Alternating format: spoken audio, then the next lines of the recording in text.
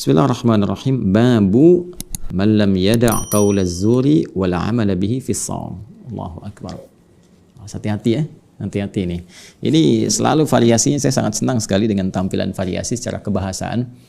Ya, kita kalau belajar spesifik misalnya di bahasa Arab, apalagi mendalami bahasa Al-Quran, ya mendalami bahasa hadis-hadis Nabi SAW dengan turunan ilmunya misalnya, baik itu nahwu, sarafka atau balaghah, dan terutama ya balaghah itu lebih dalam lagi, lebih tinggi lagi, karena di situ ada ma'ani, bagaimana memilih diksi yang sesuai gitu kan, diksi-diksi yang selaras bukan hanya dengan objek bicara, ya, tapi juga nanti akan disertai dengan sesuatu yang sangat indah, yaitu ketepatan ya dalam menuangkan diksi ini sesuai dengan konteksnya.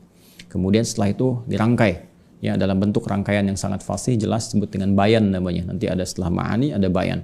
Jadi kalau ma'ani itu misalnya kayak saya nih duduk ya, kalau duduknya misalnya di tempat yang rendah atau di kursi ini, setelah kita berdiri bahasanya apa tuh ya, atau misalnya pindah nih dari karpet di bawah pindah ke kursi ke sini.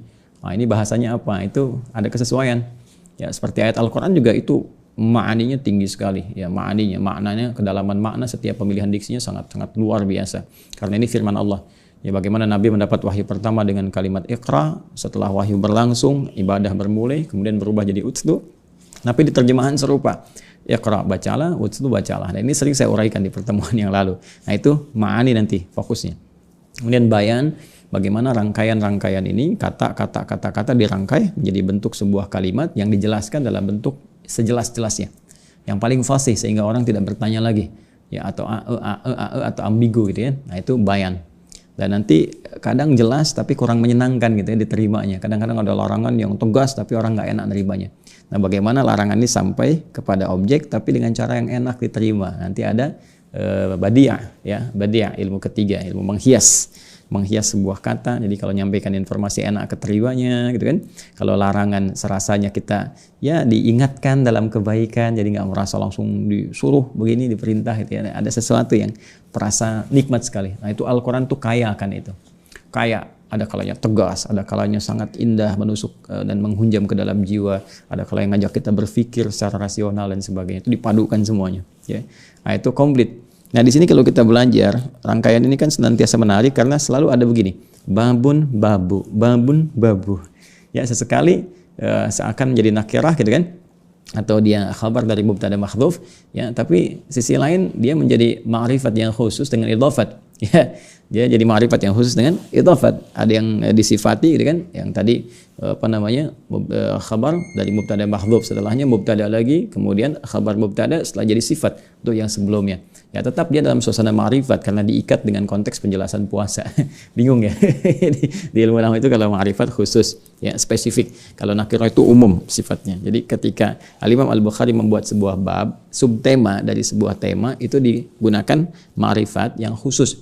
Maksudnya khusus terkait dengan pembahasan tema ini. Jadi nggak pernah lepas dari tema. Hadis-hadis yang disampaikan nggak akan keluar dari tema yang sedang dibahas.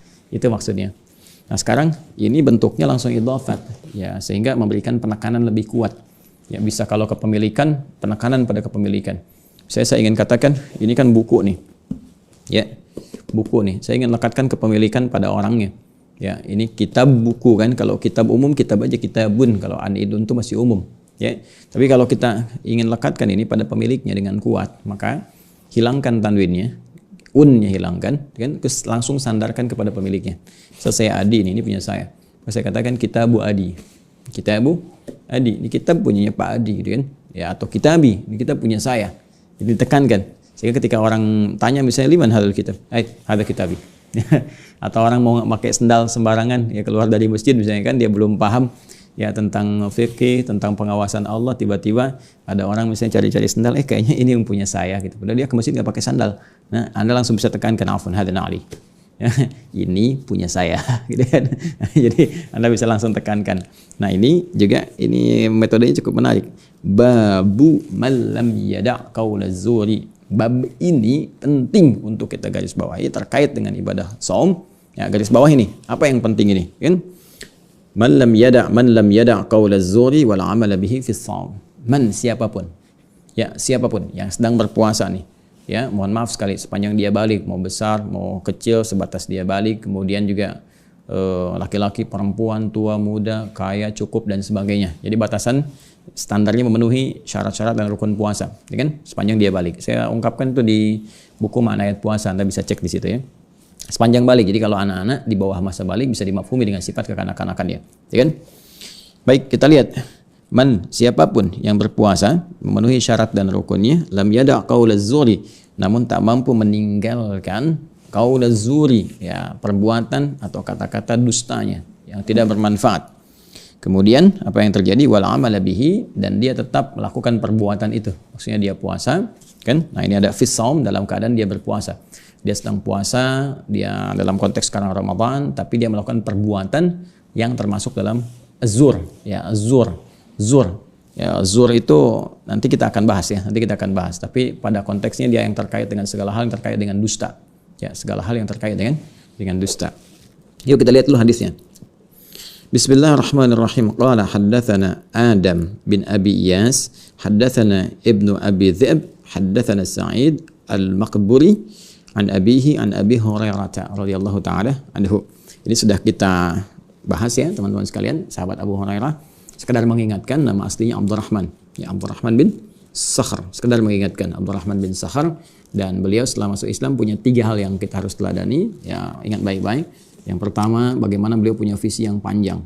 Ya, walaupun dengan Nabi membersamai di akhir-akhir kehidupan Nabi hanya 3 tahun kurang lebih, kan, karena masuk Islam di ke-7 Hijrah dan Nabi wafat kisaran 10 Hijrah, tapi visinya panjang, ingin memanfaatkan sisa kebaikan itu untuk memupuk segala hal yang mungkin bisa diamalkan. Jadi ini kalau kita merasa terlambat belajar, baru bergabung, atau istilah sekarang milenial baru hijrah dan sebagainya, dan nah maka semangatnya mesti 2 kali lipat. Yang kedua yang harus diteladani adalah bagaimana teman-teman sekalian bisa beliau ini mengamalkan apa yang telah dipelajari. Jadi apa yang didapatkan pelajari, apa yang didapatkan pelajari, lalu dari yang dipelajari diamalkan. Nah, itu sesuatu yang sangat luar biasa, ya. Nah, yang ketiga adalah berbagi dengan orang lain. Ya, berbagi. Jadi apa yang diamalkan setelah dipelajari, diamalkan, terus beliau sampaikan juga kepada orang lain. Kurang lebih ada 7.000 hadis yang sampai kepada kita dari riwayat beliau, dan banyak juga Imam Al-Bukhari mengutip itu semua. Ini kalau kita terapkan dalam kehidupan, ya, memperbaiki hidup kita sesuai dengan profesi aja. Ya, nggak harus Anda berhijrah tiba-tiba tinggalkan semua profesi Anda yang baik-baik itu, ya, hanya untuk misalnya ke masjid aja, hanya untuk belajar agama aja. Tidak ada keseimbangan. Ya, justru yang pokok kita pelajari dibagi, kemudian yang kita kerjakan kehidupan diisi dengan nilai agamanya. Anda pebisnis misalnya kan, diplomat atau birokrat atau macam-macam, ya keluarkan aja ayat-ayat pokoknya dulu yang terkait dengan aspek kehidupan kita, perbaiki sholatnya, ya kan? Perbaiki hubungan dengan Allah, kemudian cari ayat-ayat hadis-hadis yang sesuai dengan profesi Anda.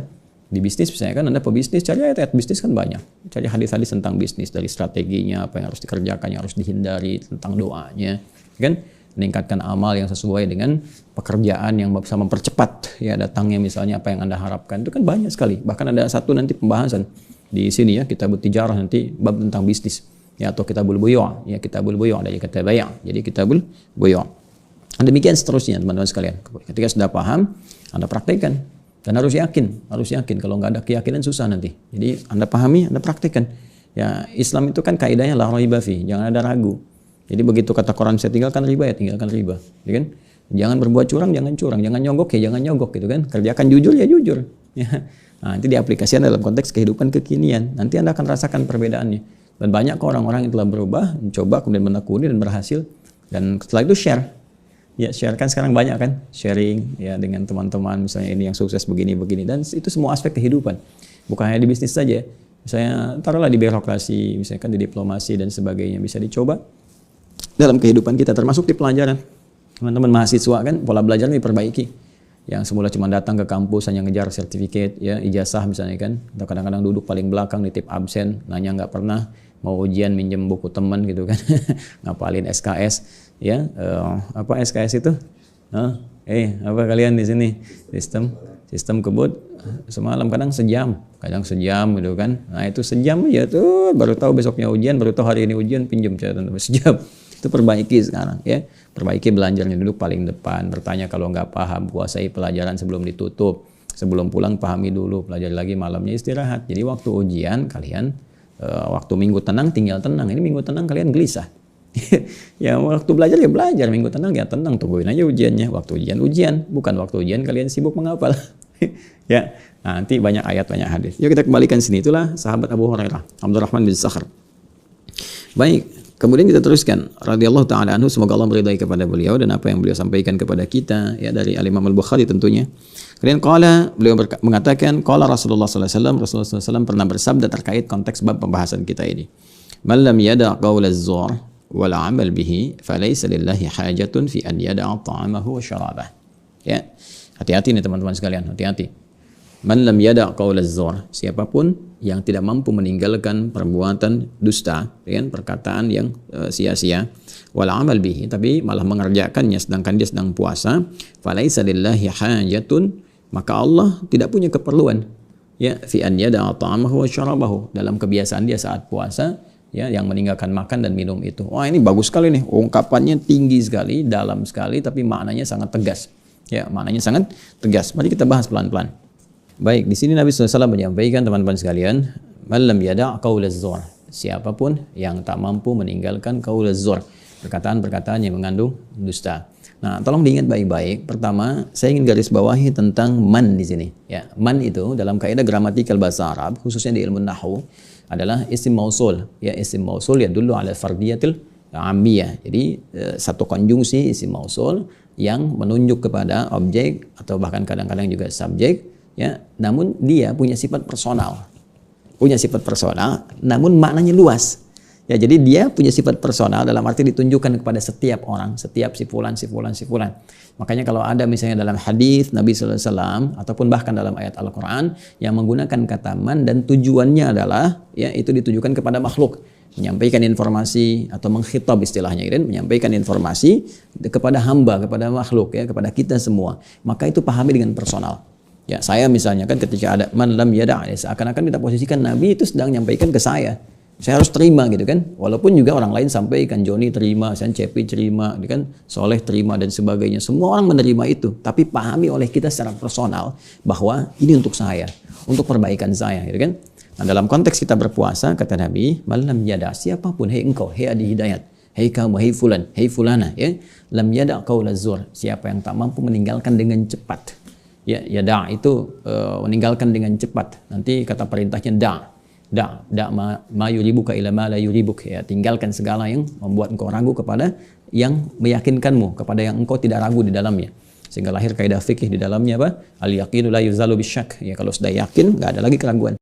Ya, kadang-kadang kan kalau kita sedang berwudu terus tiba-tiba ada keraguan nih saya, batal nggak ya? Nah, itu cari dengan cepat berdasarkan indikator yang ada di sekitaran kita rasakan. Kalau nggak ada terjadi apa-apa dan sebagainya, kita yakin aja masih punya wudhu. Nanti was-was setan yang dibisikkan kepada kita akan mengecil dan akan hilang dengan sendirinya. Ya, tapi kalau Anda misalnya masih akomodasi, kayaknya itu capek. Ya, lebih baik Anda wudhu lagi. Atau kalau sudah tampak tanda-tanda yang meyakinkan, ya itu nggak usah ragu, itu udah yakin. Saya batal nggak ya? Batal nggak? Tapi baunya udah semerbak kemana-mana misalnya kan. Nah, itu kalau itu udah pasti batal. Ya, jadi itu tinggalkan dengan cepat. Yada' malam yada', siapa yang tidak meninggalkan dengan cepat. Artinya ada sesuatu yang berbahaya. Ya, kalau misalnya kita ada informasi, cepat tinggalkan, kan? Cepat jauhi. Ini menunjukkan sesuatu itu berbahaya, kan? Nah, artinya ada amalan di sini, ada perbuatan yang sangat berbahaya. Saking berbahayanya, itu diminta oleh Nabi SAW untuk ditinggalkan dengan cepat. Ya, jangan masuk ke situ, jangan lakukan itu, gitu kan? Nah, apa nanti yang bisa dihasilkan atau apa akibat yang timbul jika seseorang kemudian terlibat di dalamnya? Nanti kita akan lihat, kan? Nah, apa yang harus ditinggalkan dengan cepat? Ini qaul zur. Ya, asalnya dari kata zur ini, teman-teman sekalian, itu asalnya diksinya punya makna segala yang terkait dengan dusta. Ya, baik berupa perkataan, perbuatan atau segala hal yang terkait dengan dusta. Dusta itu kadzib, ya, kadzaba yakdzibu, ya, kadziban atau kadzban. Jadi kadzib itu ya dustanya. Semua perbuatan yang mengandung kadzib, mengandung dusta, itu zur namanya. Ya, misalnya kesaksian palsu yang ada dusta di dalamnya, maka di situ disebut dengan syahadatuz zur. Ya, di persidangan misalnya bersaksi tapi dusta, tapi bohong, gitu kan? Nah, itu syahadatuz zur. Atau misalnya berkata-kata yang dusta, gitu kan? Menyoal orang lain, ya, dengan tuduhan yang tidak benar, itu juga zur. Nanti cabang-cabang dari zur ini macam-macam, ya, bisa jadi fitnah, bisa jadi misalnya ghibah, kan? Ghibah bisa jadi membicarakan orang lain, teman-teman sekalian, pada sesuatu yang kotor. Ya, kalau dia benar yang dibicarakan, dia menjadi ghibah. Ghibah itu dianggap salah oleh agama, sekalipun kalimatnya benar, tapi tentang orang-orang yang kejelekan orang-orang, gitu kan, itu tidak dibenarkan. Jadi yang pembenaran dari agama itu larangan dari agama yang tidak membenarkan perbuatan itu dianggap salah, ya teman-teman sekalian, itu yang dinilai. Apalagi kemudian menyebarkan berita-berita hoax. Nah, itu juga termasuk perbuatan zur, ya. Jadi qaul zur, qaul itu perkataan, segala kata-kata yang mengandung unsur kebohongan. Nah, biasanya kalau sudah ada qaul, ini kan sumber. Lisan itu sumber segala hal. Nah, nanti akan diterjemahkan dalam bentuk segala ekspresi dalam kehidupan kita. Bisa jadi nanti penerjemahan dari lisan ini diterjemahkan oleh tangan dalam bentuk tulisan. Makanya Nabi menyebutkan sumbernya. Ya, jadi bukan berarti nggak boleh berkata dusta, kalau nulis boleh. Terus bikin hoax gitu ya. Nah, tidak karena lisan itu sumbernya. Ya, sumber ungkapan yang bersumber dari keadaan jiwa. Karena jiwanya tidak baik, keadaan hatinya dikuasai oleh nafsu, keluar lewat lisan. Kadang-kadang lisan ini diterjemahkan lagi oleh apa? Oleh tangan misalnya, oleh kaki, oleh ekspresi wajah dan sebagainya. Jadi orang-orang yang sedang puasa namun terlibat dusta. Hati-hati, dusta nih. Ya, yang pernah saya sampaikan di awal-awal jumpa kita, segala yang merusak puasa. Jadi ada sesuatu yang langsung membatalkan puasa, ada sesuatu yang merusak. Kalau membatalkan itu otomatis ya puasanya batal. Seketika ini kan harus dia qadha. Dan nanti kalau sengaja ada kafarat. Ya, misal mohon maaf ini sengaja makan, kan? Kalau itu kan jarang kita temukan. Tapi kalau nyuri-nyuri ya seakan-akan tidak melakukan, tapi nyuri-nyuri sedikit misalnya kan, dan itu membatalkan. Ya, misal ya seperti saya sampaikan dulu, kumur-kumur, dia pakai sirup gitu kan. Memang dia keluarin lagi, tapi sebagian tetesan masuk tenggorokan. Atau kumur-kumur pakai air biasa sih, cuman 3 kali kumur-kumur, yang keluar 2 kali misalnya kan, yang satu nggak ada, nah, itu kan sama juga gitu. Nah, itu udah jelas batal, udah jelas. Tapi segala yang kadang-kadang kita nggak nyadar itu batal, nggak nyadar kita. Nah, itu yang merusak. Ya, dan tingkat kerusakan ketika semakin tinggi itu potensial membatalkan. Makanya nanti para ulama ada yang sepakat bahwa kalau orang sudah terbiasa kebiasaan bohong di puasa itu otomatis membatalkan. Bukan cuma merusak, karena memang menggugurkan pahala-pahala dan sebagainya. Ya, nah di sini teman-teman sekalian, ini harus hati-hati karena kadang ini yang kita nggak sadar. Kalau yang membatalkan orang tahu lah, makan, minum, berhubungan seksual siang hari itu udah paham. Tapi yang merusak ini yang paling bahaya. Dan merusak ini melahirkan dosa. Hati-hati. Ya, melahirkan dosa. Ya, yang paling bahaya nanti sudah puasanya nggak dianggap, dosa lagi, ya kan? Gibah itu kan dosa. Bikin hoax dosa, berselisih dosa. Ya, dan di sini ada orang-orang yang ketika sedang puasa dia nggak bisa nahan itu. Ya, nulis status tentang orang lain, bicara tentang kejelekan, ya, komen-komen yang kotor dan sebagainya, kan? Bikin hoax, nyebarkan berita yang nggak benar. Nah, itu hati-hati, ya hati-hati. Nah, apa yang terjadi?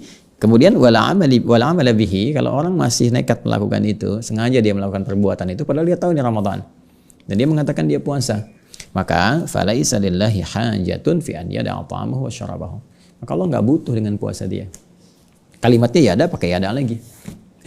Falaisa lillahi hajatun ya fi an yada'a ya ta'amahu wa syarabahu. Ini kan orang puasa ini meninggalkan dengan cepat makan, meninggalkan dengan cepat minum. Dia kan nggak makan, nggak minum, ya kan? Bahkan ketika ada makan dan minum pun dia segera kan tinggalkan ya, dengan cepatnya. Kenapa? Takut tergoda gitu kan. Nah, itu secepat itu dia meninggalkan makanan, secepat itu dia meninggalkan minuman.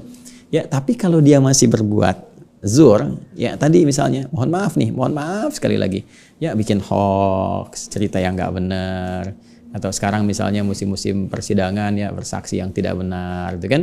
Atau sekarang musim-musim misalnya di media sosial nulis-nulis hoax yang tidak benar dan sebagainya. Secepat Anda meninggalkan makanan dan minuman ketika Anda merasa puasa, secepat itu pula Allah tidak menganggap perbuatan Anda. Allah secepat itu meninggalkan puasa Anda. Ya, jadi ketika seseorang masuk dalam perbuatan zur, seketika ditinggalkan oleh Allah esensi puasanya. Jadi orang-orang ini yang dimaksud oleh Nabi sallallahu alaihi wasallam, rubba shaimin laisa lahu min siyamihi illa al-ju' wal 'atash. Ya, dan ada segelintir orang kata Nabi sallallahu alaihi wasallam yang menunaikan puasa tapi dia tidak mendapatkan apapun dari puasanya kecuali rasa haus dan lapar saja. Ya, dia cuma lapar, dia cuma haus, nahan aja. Cuma nahan, tapi nggak dapat apa-apa.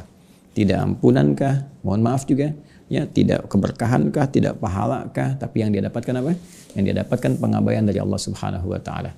Ya, falaisa lillahi hajatun fi an yada'a ta'amahu wa syarabahu. Allah enggak butuh, enggak perlu dengan puasa dia. Nah, itu kan enggak dianggap. Ya, Anda udah ngerjakan sesuatu dianggap enggak perlu. Nah, jadi sayang teman-teman sekalian. Dan lebih daripada itu bisa berdosa. Bisa berdosa. Ya, sekarang misalnya, maaf ya, si fulan, saya enggak katakan Anda ya. Anda atau saya, si fulan misalnya dia puasa. Ya, harusnya kan dapat pahala kan? Tapi karena dia masuk dalam perbuatan qaul zur, dia berdusta misalnya kan, atau dia bikin hoax, dia sengaja ngarang cerita yang nggak benar dan sebagainya, gitu kan. Nah, pokoknya berbuat atau berkata atau bersikap seperti itu, puasanya ditolak oleh Allah. Saya nggak butuh. Udah nggak butuh, kan ditolak tuh. Udah otomatis pahala nggak dapat. Udah gitu dia berbuat sesuatu yang kotor. Misalnya bikin hoax tuh. Kan dosa. Sudah ditolak oleh Allah dan dia menerima dosa. Ini yang paling bahaya. Artinya hati-hati betul teman-teman sekalian dengan hadis di bab yang ke-8 ini. Ini adalah pembelajaran bagi kita. Hikmah terbesarnya dari sini adalah bagaimana Allah membuat satu hukum yang ketat melalui Rasulnya dalam training Ramadan. Untuk membuat kita lebih baik, dibiasakan selama 30 hari. Kan kalau orang biasa makan kerupuk 30 hari, ya begitu hari ke-31 kerupuknya nggak ada, dia kan akan bertanya kan, kerupuknya mana? Ya kan? Ya sama persis orang ikut training, kalau ketat nih, Anda kan, ya Anda sih, Masya Allah, Anda kan terbiasa ikut training. Di perusahaan, apalagi di militer gitu kan, di birokrasi, diplomasi, semua training dulu. Diplomat itu muda sebelum ditempatkan training dulu. Di pekerjaan yang profesional training dulu. Ya itu semua training, guru-guru, bahkan ada trainers, ada macam-macam dan sebagainya. Semua training. Bukankah pekerjaan yang hebat, trainingnya begitu ketat? Silahkan cek. Kalau mau jadi pengusaha yang hebat, misalnya kan mau jadi pegawai yang hebat, apalagi di militer dan sebagainya, disiplinnya tinggi dan sebagainya. Apa yang terjadi? Untuk membentuk karakteristik. Makanya setelah training itu selesai, Anda tuntaskan, kan kepribadian Anda berubah kan? Perilaku Anda lebih baik. Jadi hukum ini dibuat ketat oleh Nabi SAW atas petunjuk dari Allah Subhanahu Wa Taala. Untuk apa? Untuk merubah perilaku kita lebih baik. Ya Allah menginginkan kita menjadi hamba yang baik lewat puasa ini. Makanya ketika kita selesai lulus di madrasah Ramadan ini, yang terjadi pada diri kita adalah peningkatan takwa. La'allakum tattaqun. Dan takwa itu puncak kebaikan. Jadi jangan dipahami, aduh, percuma nih, nggak dapat di puasa. Orang kayak gini nih, kenapa sih begini, kenapa? Tidak. Untuk membuat Anda lebih baik. Sekarang pertanyaan Anda mau jadi orang baik atau enggak? Itu aja. Ya. Dan puasa ketika ditunaikan dengan benar, berubah kita jadi baik. Jadi kalau Anda pengen jadi baik, ikuti semua sistemnya. Ya, jangan pengen sendiri, pengen ini, pengen itu, ya pengen dilakukan begini, begitu. Ya, itu anak kecil namanya yang belum balik. Anak belum balik kan pengen seadanya aja gitu. Ya. Karena itu teman-teman sekalian, semoga apa yang kita bahas hari ini mendapatkan manfaat sisi Allah Subhanahu Wa Taala dan merubah persepsi kita terhadap syariat, terhadap tuntunan agama, bahwa pahami setiap unsur-unsur yang ada dalam syariat, baik berupa perintah ataupun larangan atau informasi, hakikatnya ingin menata kepribadian kita lebih baik di hadapan Allah, tampil dengan akhlak mulia, mengumpulkan pahala sebagai bekal pulang menghadap Allah Subhanahu Wa Taala untuk mendapatkan rahmatnya dan bisa meraih surga yang kita impikan, kita cita-citakan. Ya, dan ini hari ke-13 teman-teman sekalian, coba dilihat deh. Ya, perubahannya sudah berubah belum sampai dengan sekarang? Ya kan? Dari berbagai faktor. Faktor ibadah sudah meningkat atau belum? Cek sholatnya, cek interaksi dengan Al-Qur'an ya. Kalau ada harta, cek terkait infak sedekahnya. Kemudian juga turunan-turunan yang tadi, perubahan pada diri kitanya. Semakin ada berubah enggak? Lebih baik bisa mengendalikan nafsu, bisa menata diri. Ini hari ke-13. Kalau ada perubahan-perubahan, pertahankan oleh kita dan tingkatkan lebih mulia lagi sampai di hari yang terakhir, sampai lulus Ramadan, dan pertahankan sampai kita kembali pada Allah Subhanahu Wa Taala. Jadi ini kesimpulannya bab yang ke-8 tentang bagaimana kita saat puasa meninggalkan segala hal yang berpotensi merusak puasa kita atau bahkan mendapatkan pengabaian si Allah Subhanahu Wa Taala, wal iyadzu billah.